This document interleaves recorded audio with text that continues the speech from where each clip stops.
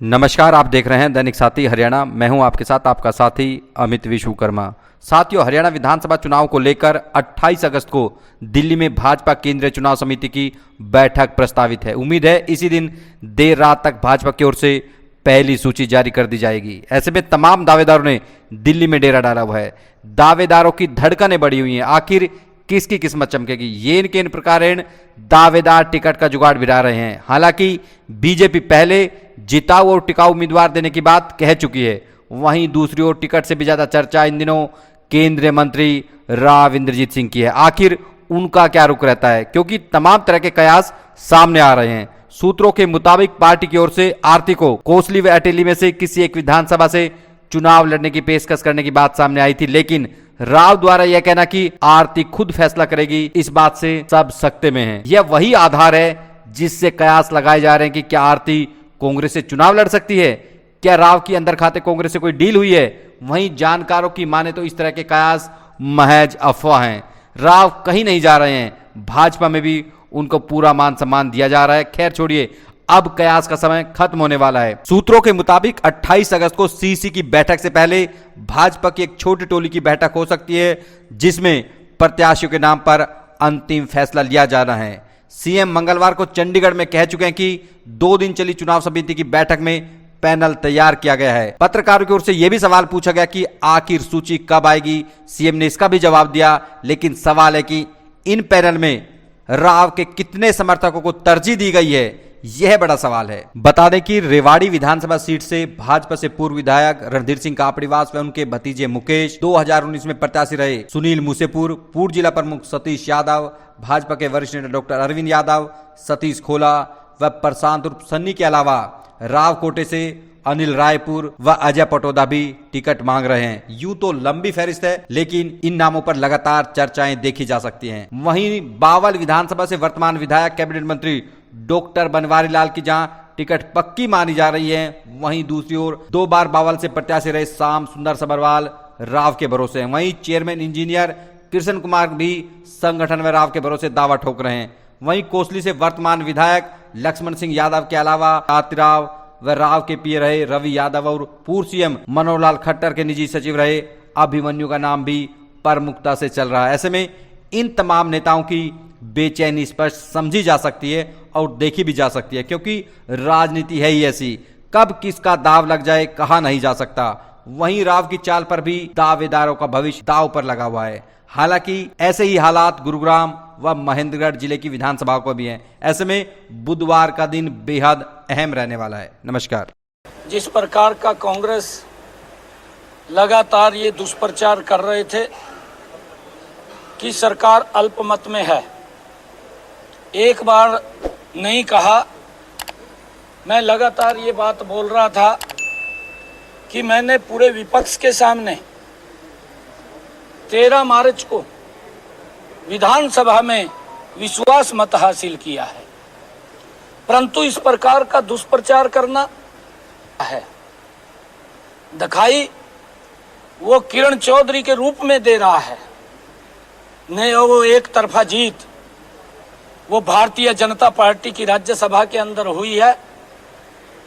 मुझे तो इस बात का आश्चर्य है, क्योंकि भारतीय जनता पार्टी की बड़ी है, वो फार्म भी नहीं भर पाए।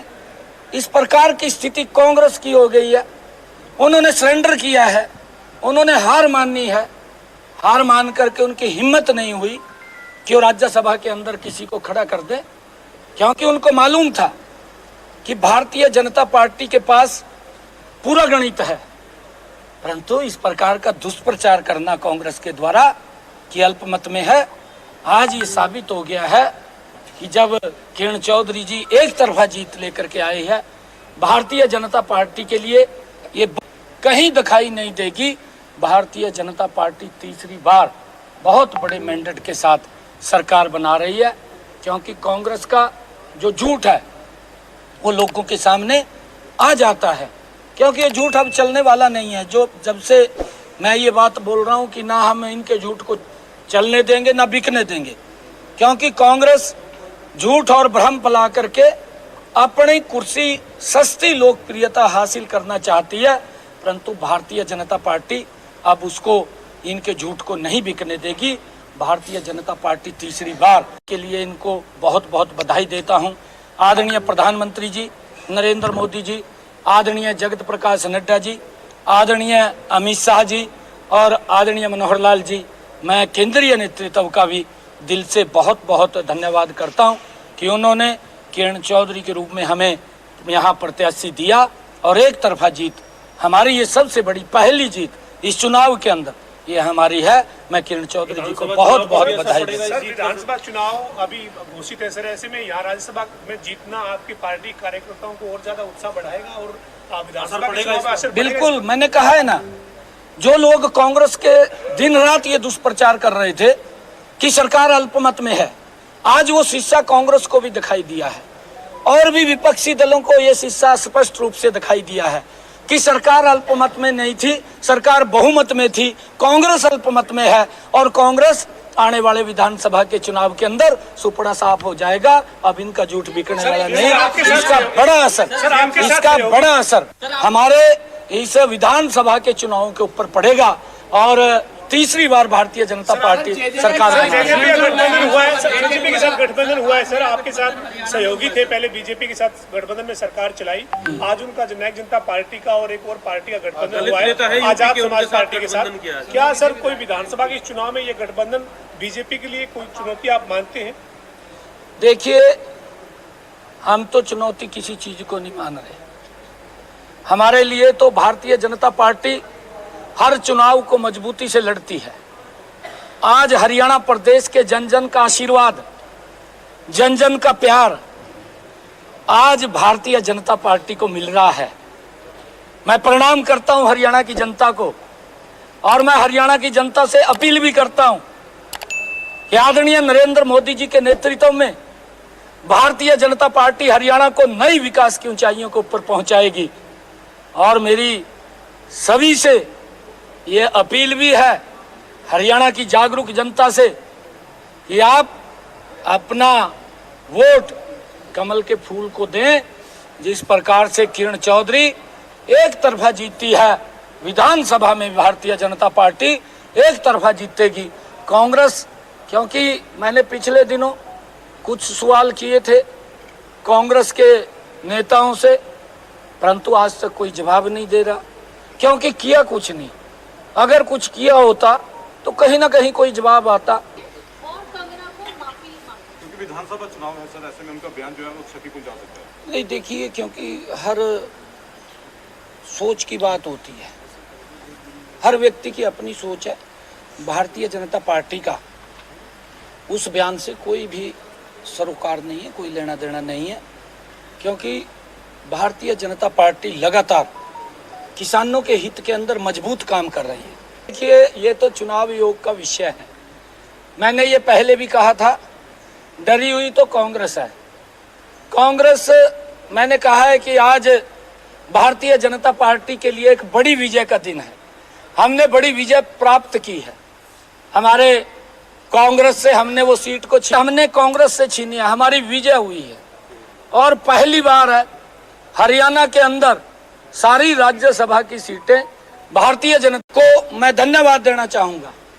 आने वाले विधानसभा के अंदर भी बहुत बड़े मैंडेट के साथ जो मन बनाया है हरियाणा प्रदेश के लोगों ने कि यहाँ से तीसरी बार सरकार बनेगी। जो आपने चुनाव आयोग की बात कही है, हमारे माननीय अध्यक्ष जी ने चुनाव आयोग को ये पत्र लिखा। उन्होंने कहा, उनकी सोच थी, उन 1 तारीख को चुनाव है, छुट्टी है, 2 तारीख को गांधी जयंती है, छुट्टी है, तो लगातार छुट्टियां हैं 30 और 31 की, 30 और 31, 1 और 2 की छुट्टी लेके 31 का, ये 5 दिन का कोई एक छुट्टी इसके अंदर ऐड करके कोई टूर बना लेता है, 1 हफ्ते का ले लेता है, लंबी छुट्टी पे चला जाता है। तो ये चिंता अगर किसी ने की है, ये हमारे अध्यक्ष जी ने, मोहनलाल कौशिक जी ने की है। कांग्रेस को तो ये चिंता है कि ज्यादा वोट ना हो, वो तो ये चिंता में है लगी हुई भी, अगर ज्यादा वोट होगी हमारा सुपड़ा साफ हो जाएगा, जो कांग्रेस का हारने का मार्जिन है वो बड़ा बढ़ जाएगा। इस चिंता के कारण कांग्रेस को दिक्कत हो रही है। कोई और दिक्कत नहीं है उसको भी चुनाव कब होगा कब नहीं होगा, ये दिक्कत नहीं है। सीटों का टारगेट लेके चल रहे हैं सर, कितनी सीटों का टारगेट लेके चल रहे हैं? पिछली बार बीजेपी आपको अगर चुनाव आयोग जो अब डेट देगा, आज बैठक थी चुनाव आयोग की, उन्होंने बैठक समाप्त की और कह रहे पीसी के माध्यम से वो बताने वाले हैं कौन सी डेट आएगी, परंतु अभी तो हमारे ध्यान में 4 अक्टूबर है। 1 मिनट, 4 अक्टूबर है। 4 अक्टूबर को रिजल्ट आते हैं, भारतीय जनता पार्टी एक तरफा बहुमत के साथ तीसरी बार सरकार बना रही है। इस सीटों को लेके क्या मंथन चल रहा है, कब तक सूची जारी हो जाएगी और क्या सोशल इंजीनियरिंग लगातार जो कांग्रेस है वो सोशल इंजीनियर के सारे जो है अब अपने जीत का दावा कर रही है? जो ही लिस्ट जारी होगी ना, क्या सर बड़े चेहरों की टिकट कटने की चर्चाएं हैं सर, क्या ऐसा बड़ा नहीं, हमारे पास तो कोई चर्चा नहीं है अभी। हमने पैनल बनाया है और पैनल के अंदर हमारे पास, क्योंकि हमें 2 दिन लगे हैं, हमारी चुनाव संचालन समिति को 2 दिन के अंदर हम 90 सीटों के ऊपर पैनल बनाने में लगे हैं। इतने हर विधानसभा के ऊपर हमारे पास लोगों ने अप्लाई किया है, इतनी संख्या में किया। कितने लोगों ने अप्लाई किया सर? बहुत सारे स्थापित लीडर्स हैं जिनके बच्चे जो है टिकट मांग रहे हैं, मैडम आपके साथ खड़े हैं, इनकी बेटी है और भी बहुत सारे लीडर्स हैं। नहीं, ये कहाँ से आया आपके पास विषय? पहले लोग ही बातें करते हैं। कौन से? नहीं, सीएम साहब कोई आंकड़ा परिवारवाद के ऊपर बोलते हैं। परिवारवाद कहाँ है आप बताइए? परिवारवाद कांग्रेस, क्योंकि कांग्रेस के अंदर भैया हम थोड़ी रोक रहे हैं, हाँ देश के सामने है क्या काम किया है।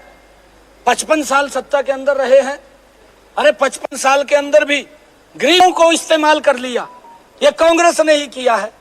और जब युवाओं को इस्तेमाल कर लिया और महिलाओं को सम्मान नहीं दिया